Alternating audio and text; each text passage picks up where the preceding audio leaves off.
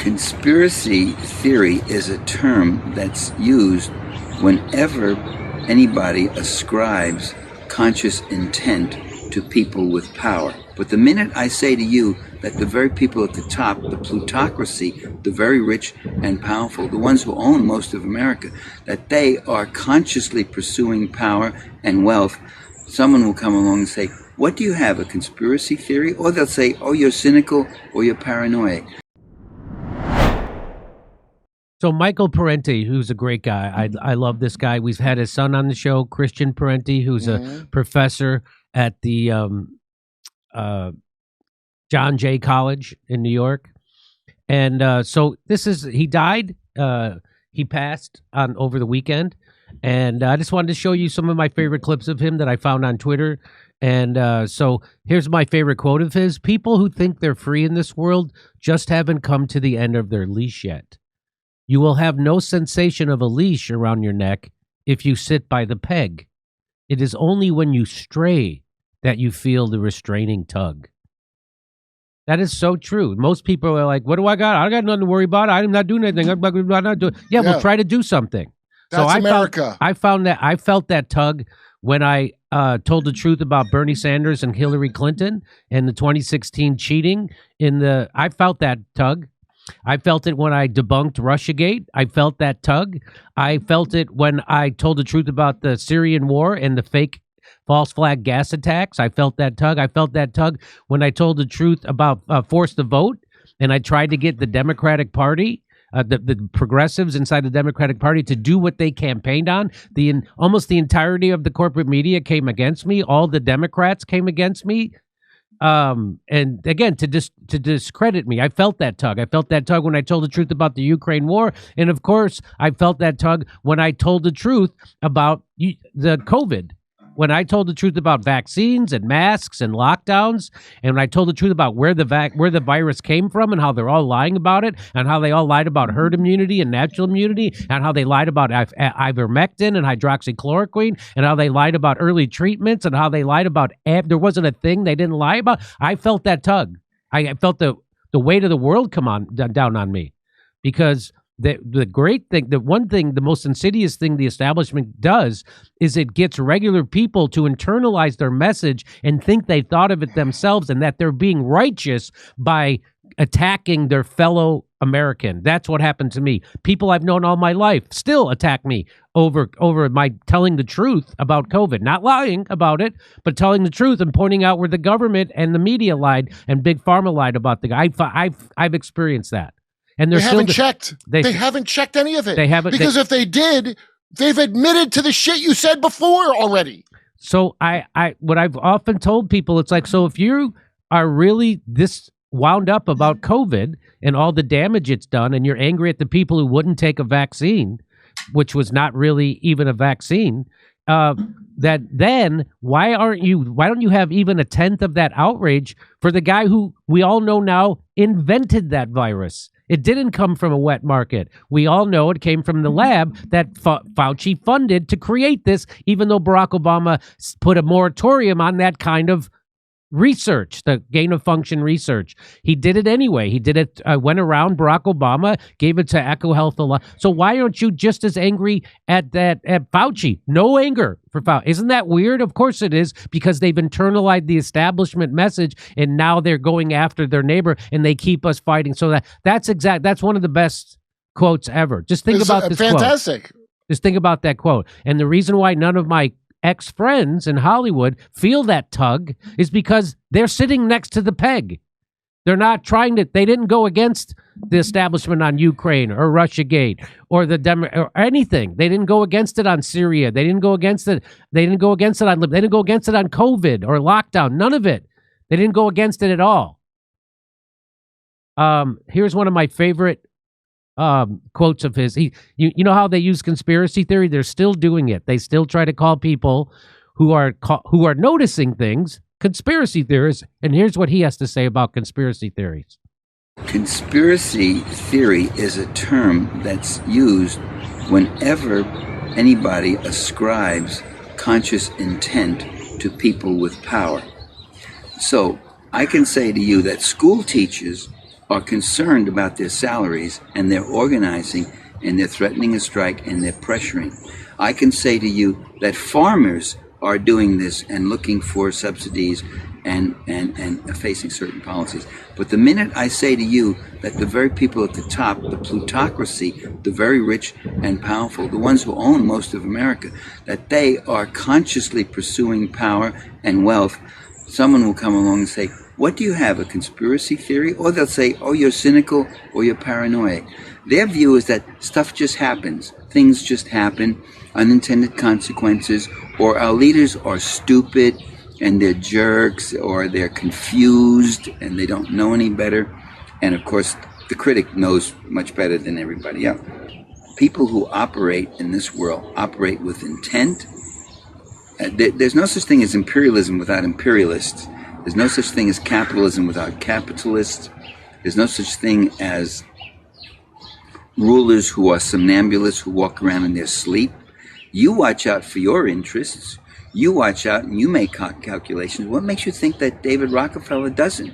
What makes you think that the people at the top don't do it? And what makes you think they don't collude and organize? Or what do you think? You have a group of people who sit around in a room and they plan this? And I always say, oh no, God, they don't sit around in a room. They meet on carousels and they go up and down merry-go-rounds, or they meet skydiving, they hold hands and they argue. Of course they sit in rooms. Where the hell else are they going to meet? So what I always say when people say that to me, oh, you're a conspiracy nut, you think they get together in a room, and I'm like, yes, they do, but it's not in secret. It's called a session of Congress. Right. Do you think when the people who are elected to Congress get together in a session of Congress, you think they're doing the bidding of students or workers or poor people or elderly people or sick people or anybody else except the donor class? Do you think they're doing the bidding of anybody else besides that? That's what that is. How about we now know that the Bilderbergs is a real thing? What do you think? What do you call Davos and the WEF, who that just last week they had their huge meeting? Now everybody knows about it. And they all take their 3,000 private jets and they fly into Davos and they say, how are we going to fight climate change? Well, should we get rid of private jets? No, what are you, nuts? We got to get rid of we got to get rid of gas lawnmowers. So that's the meeting. The meeting is Davos, WEF. The meeting is the Bilderberg. We now know that's real. The meeting is a session of Congress. So again, and it's George, and even if they didn't have these meetings, George Carlin pointed out, you don't need to have a formal conspiracy to know that people who all went to the same schools, sit on the same boards, are work for the same billionaire class, that they have a shared agenda. But I even, it's much farther than what George Carlin said. He's true. He's right about that. You don't need to point out where they have, but they are having meetings. They actually do. It's called the Bilderberg. It's called Davos. It's called the WEF. It's called the session of Congress. So of course they're colluding against you. But if you say so, they'll call you a conspiracy theorist. And he just told you that's crazy. Of course, everybody colludes for their own interest. Teachers come together. Farmers come together. Well, UPS drivers come together. Amazon workers come together. Well, Starbucks workers come together. Everybody, Teamsters they all come together to try to advocate together and plan for their own economic interests. You think the people who own everything don't do that? Of course they do. What do you want to say, Kurt? Well, I still don't get the idea that a conspiracy theory, if you're not telling me the truth, what am I supposed to do except theorize what your fucking conspiracy is? Tell me the truth, or I'm going to try to figure it out myself. And if I'm wrong and it harms you, good. And the definition of a conspiracy is, which they never tell you, is two or more people. All it takes is two people for a conspiracy getting together, planning a criminal. Because they charge people with conspiracies in the They'll tell you in court. In courtrooms from coast to coast every day. You're involved in a criminal conspiracy, meaning two or more people come together to commit something illegal. That's what a conspiracy is. Just two or more people. It's called RICO. Call it a RICO theory. Yeah. If that makes you feel better, you cows. Who am I talking to? Here's another great quote from Michael Parenti about the third world not being poor. The third world is not poor. You don't go to poor countries to make money. There are very few poor countries in this world. Most countries are rich The Philippines are rich. Brazil is rich. Mexico is rich. Chile is rich. Only the people are poor. But there's billions to be made there, to be carved out and to be taken. So say the same thing about Haiti. Been billions for 400 years. The capitalist European and North American powers have carved out and taken the timber, the flax, the hemp, the cocoa, the rum, the tin, the copper, the iron, the rubber, the bauxite, the slaves. And now the cobalt and the lithium. And the cheap labor they have taken out of these countries. These countries are not underdeveloped, they're overexploited. So that's also here's another great quote. If people always, because you get in these arguments about like I'm a capitalist, but I'm not a laissez-faire capitalist, meaning just let businesses do whatever they want, because then we have to have Teddy Roosevelt come along and break up all the monopolies, because what capitalists do is they create monopolies, right? So that's what was happening at the early 1900s, and Teddy Roosevelt came along and busted them all up, because monopolies are bad for the country, they're bad for consumers, they're bad for citizens, and so you want to have competition, which that serves citizens. But when capitalists, if they had their way, they would be one big monopoly, which we actually have today. We actually have three giant companies that own everything: BlackRock, Vanguard, and State Street, right? So the big three private equity firms own almost everything. And so that's what capitalism has gotten us to. Capitalism has gotten us to the same thing that people hate about communism, that there's one central located power and they dictate everything. Well, that's where we are today under capitalism, and communism leads you to the same place. Here we are, no choice. Jimmy, I'm against capitalism because I feel it leads to communism. Yeah. I also feel that if communism did not exist, capitalism would have to invent it. That's and right. It did. And it did. And it did. And I don't mean with how shitty capitalist pigs are. I mean, they literally, Wall Street fucks invented communism. They wanted to destroy socialism, which had been around for quite some time before Marxist Leninism and communism.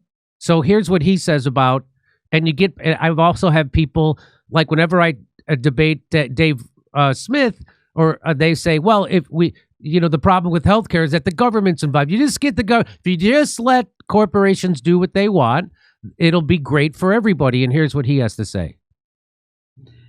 The free market mythology, it argues that the most ruthless, selfish, opportunistic, greedy, calculating plunderers, applying the most heartless measures in cold-blooded pursuit of corporate interests and wealth accumulation, will produce the best results for all of us through something called the invisible hand.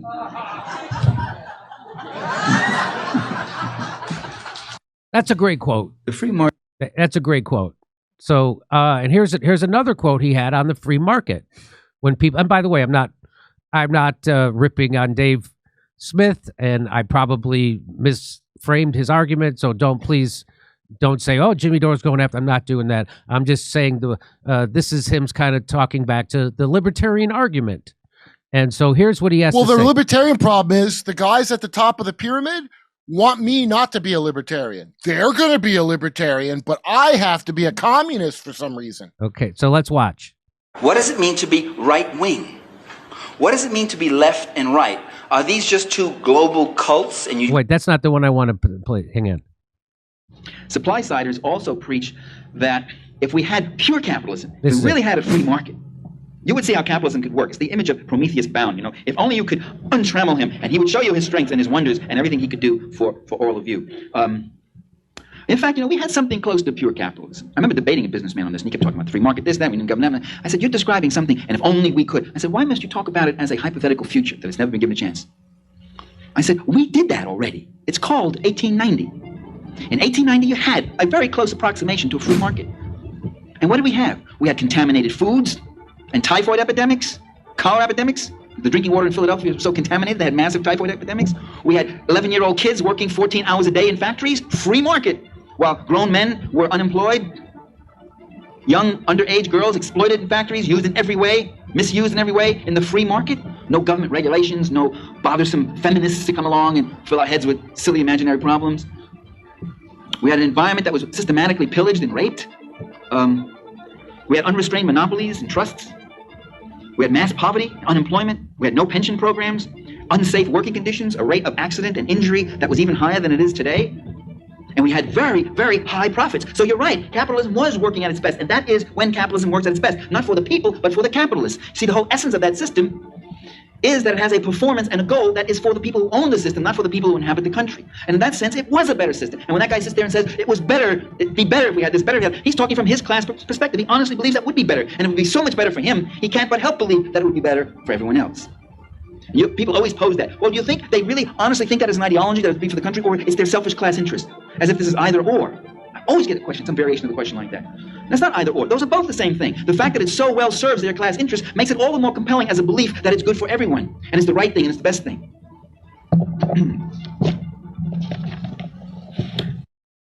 So I thought that was also very well said. And when I say I'm a capitalist like the capitalists are in Sweden or in Norway or in Denmark, right? They have markets, but they also have a very strong social safety net. They have regulations and they keep the monopolies from being monopolies, because that's what capitalists do. Immediately, they want to do monopolies. That's exactly what they do, which is what we have now.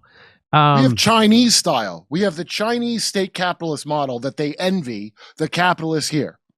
Yeah. Yes. So here, I forget what he says here. Let's listen.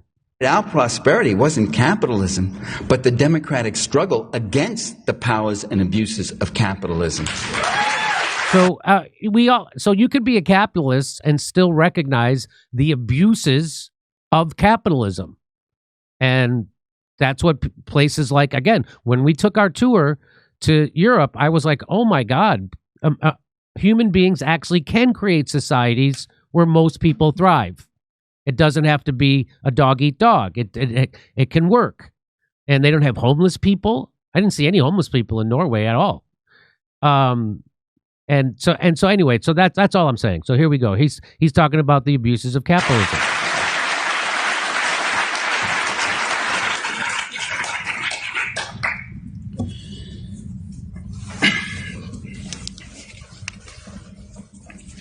To the extent that we do have any kind of freedom and procedural democracy, it was because of people fighting for their rights, working men fighting for their rights, women fighting. In this gradual, responsive, open society, it took a mere 100 years for the women to get the vote.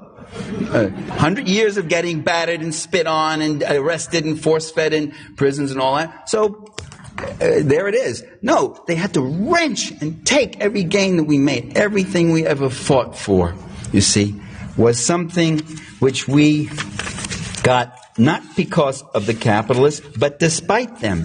They opposed the 8-hour day. They opposed the extension of the franchise. They opposed the abolition of child labor. They opposed environmental controls. They opposed the secret ballot. They opposed Social Security and pension funds and disability insurance and survivors insurance. They opposed all of those things. They've opposed, and they're still opposing all of those things. They oppose worker safety. They want to rescind the occupational safety laws. They fought tooth and nail with every bit of miserly, miserable greed, ungiving, unforgiving, unrelenting against every decent thing that we've had. And to credit capitalism for the things that they have opposed is to really get your head screwed on wrong.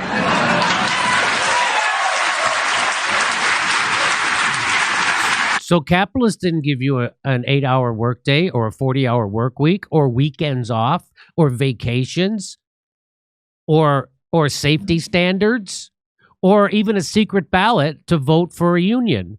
They were against all that stuff. That didn't come because of capitalists. That came because of workers organizing and fighting against the capitalists. Okay? And you can be a capitalist and still fight against the oligarchy and for workers. Let me show you this last one. So we often Kurt has made the point that even the idea that we categorize ourselves as a lefty or a righty plays right into the oligarchs' hands because it keeps us fighting each other. It's just and right you know now, what else? You know what else, Jimmy? What? DARPA studied it. So if I can get you into binary black and white thinking about these things, your brain, because brains are very expensive, energetically speaking. That's why you need carbs. So because it takes less thought to make everything black and white, they want to make as many of those. That's what that checkerboard imagery is. Really, when you think about it, the only thing that is binary in the universe is gender. But why they want to make that a spectrum, but politics a binary? Because so you waste your time with everything except what matters. That's why. That's right. That's a great point. So here's what he says about, and I always say, well, I consider myself a traditional lefty. Like what happened to the liberal class and the Democrats who are supposed to be the left. They're not the left anymore. They're all corporatists. They're all authoritarian. They're all against free speech and bodily autonomy. They're pro-war. None of these things have anything to do with the real left. Yeah. So that's why I don't like to do that, call people left or right. I still fall into that trap, but it is a trap. And so his explanation of what left and right really means is, I think, something we could, let's see, maybe you can agree on it, maybe you don't. Let's listen to what he says, and it's what I tend to think of left and right. What does it mean to be right-wing? What does it mean to be left and right? Are these just two global cults and you kind of just join one or the other? Is that it? And say, maybe I'll join the left because I'm left-handed? Or what is it? What are they? What does it mean to be left? To be left means that you want to affect changes in the economic structure of a country, in the class structure of that country. To be right means that you want to keep the existing status quo, where 80% of the wealth is owned by and controlled by 2% of the population, plus foreign investors. That's what left and right means. If that isn't what it means, you tell me what it means. Well, the right is also religious and the left is atheist. Well, that's not true. All through Latin America, we find priests getting killed because they're left. And their sin is that they're subversivos. How do you say it? Subversives. I can't say it. My Spanish is non-existent and I shouldn't pretend. They're subversives. And why are they subversive? What's the charge? By the way, that's the charge right now as to why certain people are being targeted and being killed. The charge is they are working among the poor. They are guilty of working with the poor. That's an amazing charge. So I like this quote by this Bishop Don Helder Camara. He says, when I give food to the poor, they call me a saint. When I ask why they are poor, they call me a communist. Okay, here we go. What you're supposed to do as a priest is work among the rich. And there are plenty of priests who do work among the rich. Le prêtre de le double menton. My French is a little better. The priest of the double chin, the French call that, right? The prelate who's always there to bless the cathedral and bless the mansions and bless the generals and bless the troops. There are plenty of those priests. But now we're getting other priests who are working among the poor. And they're getting shot dead like criminals in streets. So you can't say the left is atheistic. The left seems to have more clergy on its side than the right does. So I thought that was interesting. I thought that was a very interesting thing. So here's that video of him talking about the real point of foreign aid. And as someone once said, foreign aid is when the poor people, that's us, of a rich country give money to the rich people of a poor country.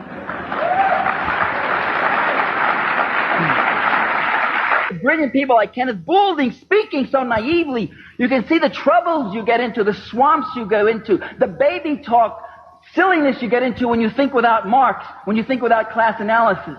And Kenneth Boulding says, one of America's leading economists, he says, empire is irrational because it costs more than what we get out of it.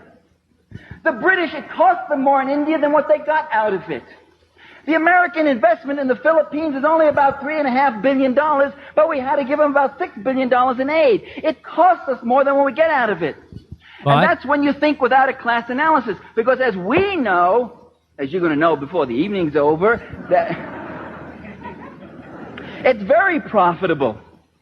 Because the people who have the $3 billion investment aren't the same ones as the people who pay the $6 billion. As Thorsten Veblen said back in 1909, and Boulding should have read him even if he is a Marxist, as Veblen said, the wealth that's extracted from imperialism goes into the coffers of the select few, whereas the costs of empire are paid out of the common treasure of the people. And so it was with the British Empire in India.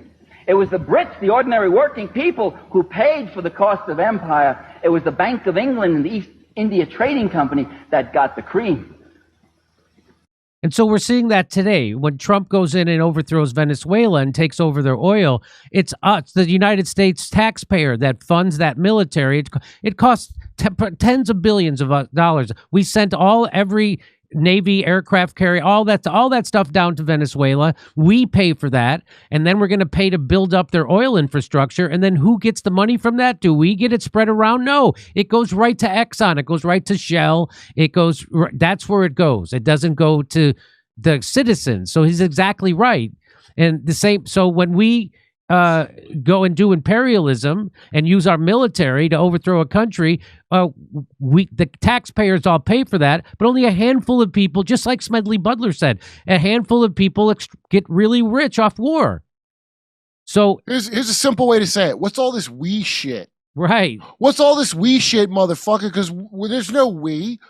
Like, I always make the joke that we haven't won a war in 80 years. Mm-hmm. Somehow you spend all this money on a military-industrial complex to never win a war again, like the goddamn Cubs. No, that's because I'm saying we like a poor person. There is no we. Somebody won. It just wasn't you. So I would encourage everybody to go read Michael Parenti's books, and it's easier to actually just watch there's lots of speeches of his online. They're all about an hour long or so, and they're amazing, and it'll wake you up. You don't have to agree with him on everything, or even you don't have to agree with his solutions to things, but he is amazing at showing you exactly what's actually happening, just like that. He's amazing at showing you this is what, and that's what I try to do with this show. Try to show you this is what the TV news is saying. This is what's actually happening. This is what the politician is saying. This is what is actually happening. This is what the TV news is saying about the latest attack on American troops in the Middle East. What they're leaving out is, what are we doing in the Middle East in the first place? Oh, we just got done doing a bombing campaign, and that's why people are so that's what the point of this show is. He's very great at that. I wanted to do a tribute to Michael Parenti and his passing, and my condolences to his family, and of course Christian Parenti, who's a friend of this show, who's been on this show several times, and who's actually come out to our live shows. And so I just wanted to do that. I'm a big fan of Michael Parenti, and you should be too. He was the real deal. He was the last of the real ones, as they call it, Michael Parenti. So I encourage you to go check it out. Hey, come see me live on tour February 20th in Lansing, Michigan, February 21st in Milwaukee, Wisconsin. Go to jimmydore.com for a link for tickets.